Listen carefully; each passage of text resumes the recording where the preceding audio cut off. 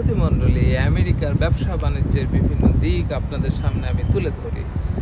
এর পেছনে একটা কারণ আছে, সেটা হচ্ছে যারা আমাদের দেশে ব্যবসায়ী আছেন তারা এই সমস্ত প্রতিষ্ঠানে সামগ্রী যাতে রপ্তানি করতে পারেন তার কিছু জিনিস আপনাদের কাছে আমি তুলে ধরি নিয়মিতভাবে। আজকে আমি তুলে ধরবো আমেরিকার যে অফিসের সামগ্রী, অফিসের যে জিনিসপত্র, খাতা কলম ফাইল, যত ধরনের জিনিস রয়েছে, বিভিন্ন ধরনের কলম পেন্সিল, আর্ট করার জিনিস, স্কুল কলেজের জিনিস, যেটাকে আমরা বাংলাদেশে স্টেশনারি দোকান বলি, এখানে কিন্তু চেইন শপ রয়েছে বেশ কিছু, অর্থাৎ বিভিন্ন টাইপের কোম্পানি রয়েছে। তার মধ্যে অফিস ডিপো একটি, অফিস ম্যাক্স একটি, আরেকটি হচ্ছে স্টেপলস।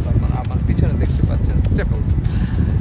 এরা মূলত অফিসের জিনিসপত্র বিক্রি করে। বিশাল বিশাল এদের এক একটা শোরুম, অনেক স্পেস নিয়ে, প্রায় 1000-এর উপর এই ধরনের প্রতিষ্ঠান রয়েছে। এই স্টেপলসেরই শাখা রয়েছে 1000-এর উপর, এবং এদের কিন্তু ইন্ডিয়াতেও শাখা রয়েছে, ইউরোপে রয়েছে, বিভিন্ন জায়গায় তারা শাখা করেছেন। যদিও এটা আমেরিকান বেস।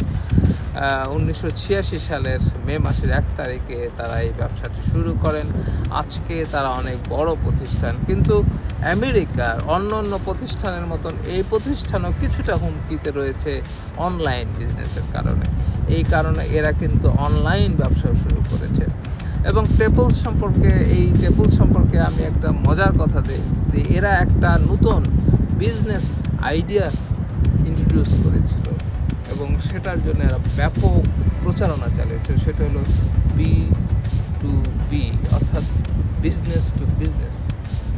এরা সাধারণ কাস্টমারের থেকেও আরও যারা ব্যবসা করে তাদের সাথে ব্যবসা করতে চাচ্ছিল, এবং সেই কনসেপ্টটাকেই এরা প্রতিষ্ঠিত করেছে, এবং সারা পৃথিবীতে এই কনসেপ্টটা এই স্টেপলস কিন্তু ইন্ট্রোডিউস করেছে, এবং তারা সফল হয়েছে। আমি এখন স্টেপলসের ভিতরে গিয়ে আপনাদের দেখাবো যে এরা কী ধরনের সামগ্রী বিক্রি করে।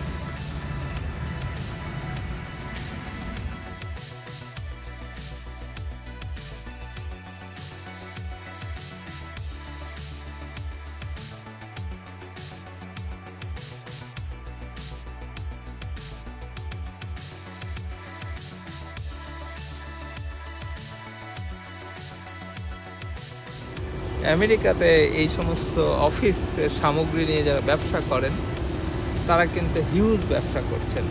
কারণ হচ্ছে যে 19 শতকের মাঝামাঝি যে ছোট ছোট দোকান ছিল সেগুলো এখন বিলীন হয়ে যাচ্ছে বা এগুলোর প্রয়োজনীয়তা নেই। এখন বড় বড় শপ তারা হোলসেলের মতন করে ব্যাপক আকারে জিনিস বিক্রি করছে। প্রিন্টার থেকে শুরু করে অফিসের ফার্নিচার থেকে শুরু করে অফিসের টেবিল চেয়ার এগুলো থেকে শুরু করে বিভিন্ন ধরনের জিনিস ব্যবহার করছেন। শুধু তাই না, আপনি যদি পাসপোর্ট সাইজ ছবি তুলতে হয় তারা সেটা প্রোভাইড করছে।